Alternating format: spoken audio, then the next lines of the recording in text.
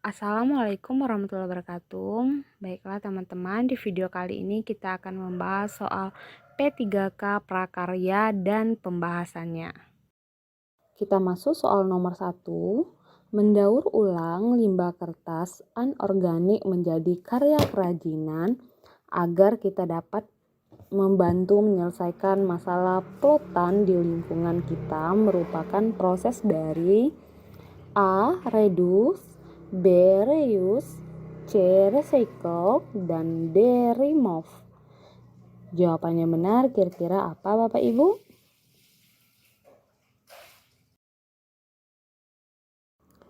Jawabannya adalah C. Recycle. Mari kita bahas Bapak Ibu. Recycle adalah daur ulang merupakan pengelolaan limbah dari 3R.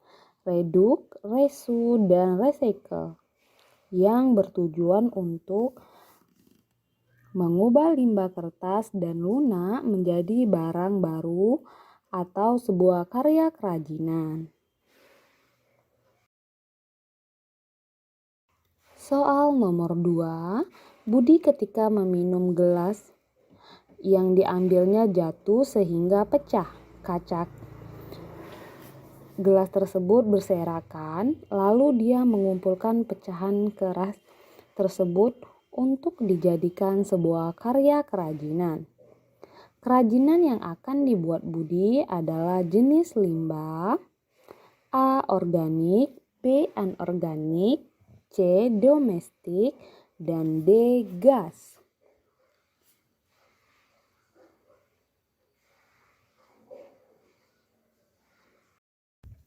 Jawabannya B. Anorganik. Mari kita lihat jawab pembahasannya Bapak Ibu.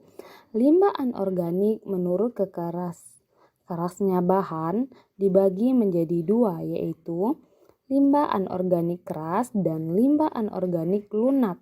Yang keras, kuat dan tidak mudah hancur. Contoh limbah anorganik keras adalah kaca, logam, baja, dan keramik.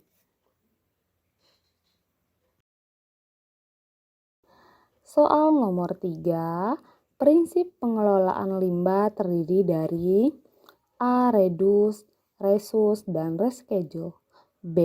reuse, dan recycle, C. Reduce, reuse, dan remove, D. reduce, reuse, dan recycle.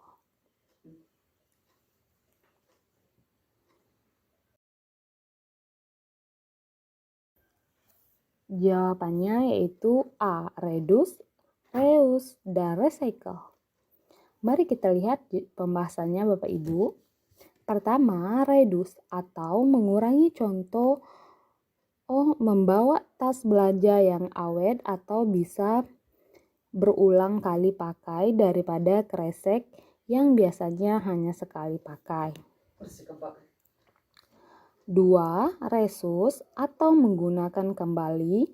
Contoh upaya yang termasuk reuse adalah pemanfaatan gelas plastik yang sudah rusak atau tidak layak lagi digunakan untuk wadah minum, digunakan untuk pot tanaman piring yang rusak setelah berulang kali pakai, juga bisa digunakan untuk alas pot tanaman. 3. Recycle atau mendaur ulang. Dikenal dengan membuat karya baru atau kerajinan tangan dari sampah non-organik.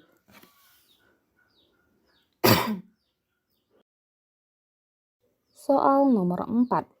Proses pengawetan dengan suhu rendah terdiri dari dua macam, pendingin dan pembekuan,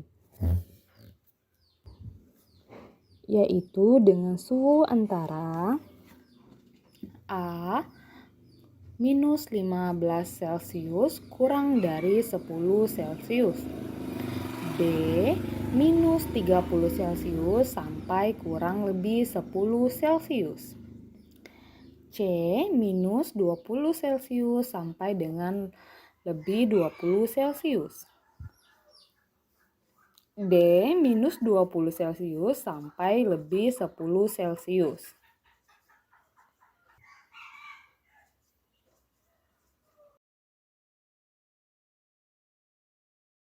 Jawabannya D, minus 20 Celcius sampai lebih 10 Celcius. Mari kita lihat pembahasannya Bapak Ibu. Dalam praktik proses pengawetan dengan suhu rendah ini dapat dibedakan menjadi dua macam, yaitu pendinginan Calling dengan suhu antara minus 20 Celcius sampai dengan kurang lebih 10 Celcius. Dan rendah pembekuan freezing dengan suhu antara minus 12 Celcius sampai minus 24 Celcius tanaman pangan. Soal nomor 5. Teknik pengolahan yang sering diterapkan pada pengolahan hasil samping serealia, kacang-kacangan, dan produk pangan menggunakan teknik pengelolaan pangan dasar dan teknik A. Pemanasan pangan pengawetan, B. Pembuatan pangan pengawetan, C. Pengelolaan pangan pengawetan, D.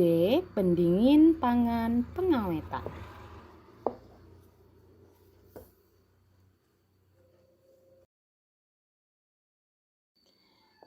Jawabannya C. Pengelolaan pangan pengawetan. Mari kita lihat pembahasannya. Macam-macam teknik pengelolaan makanan. Pertama, teknik pengelolaan pangan panas basah atau moist hard. Contohnya, teknik merebus atau boiling adalah pengelolaan bahan makanan dengan air. Kedua, teknik pengolahan pangan panas kering. Contohnya, teknik menggoreng dengan minyak banyak.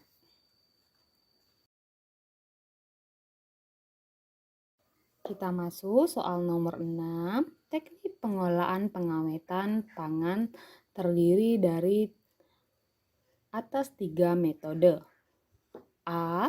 Pengawetan biologis, pengawetan fisik, dan pengawetan alami. B. Pengawetan fisik, pengawetan biologis, dan pengawetan kimia. C. Pengawetan fisik, pengawetan pembekuan, dan pengawetan kimiawi. D. Pengawetan pemanasan, pengawetan pembekuan, dan pengawetan kimiawi.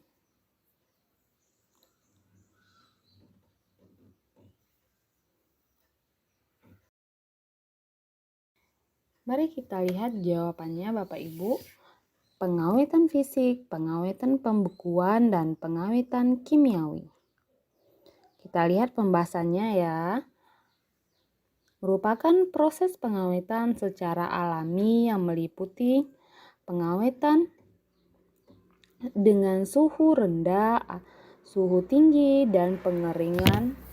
Yang kedua, pengawetan secara biologis adalah dengan pengeragian atau fermentasi dan enzim. Yang ketiga, yang pertama penggunaan pengawetan alami seperti gula, garam, dan kunyit. Yang kedua, penggunaan bahan tambahan dan pengasapan.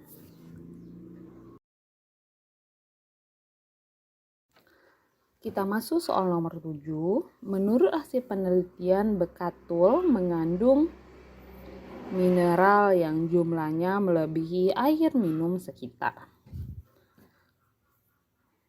A 5%, B 11%, C 15%, dan D 20%.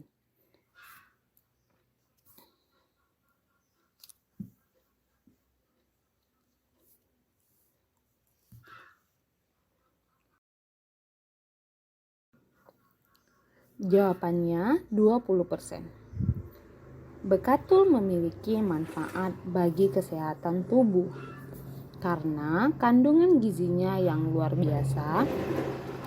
Biasanya bekatul diperoleh dari hasil samping penggilingan padi.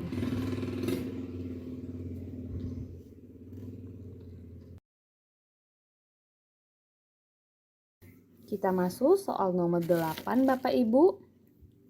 Limbah pecahan keramik yang tersedia di lingkungan dapat dimanfaatkan dengan teknik mozaik. Yaitu dimaksud dengan teknik mozaik adalah A. Menempel potongan-potongan kecil menjadi suatu lukisan yang indah. B. Mengukir potongan-potongan kecil menjadi suatu lukisan yang indah. C. Mengecat potongan-potongan kecil menjadi suatu lukisan yang indah. D. Potongan-potongan kecil menjadi suatu lukisan yang indah.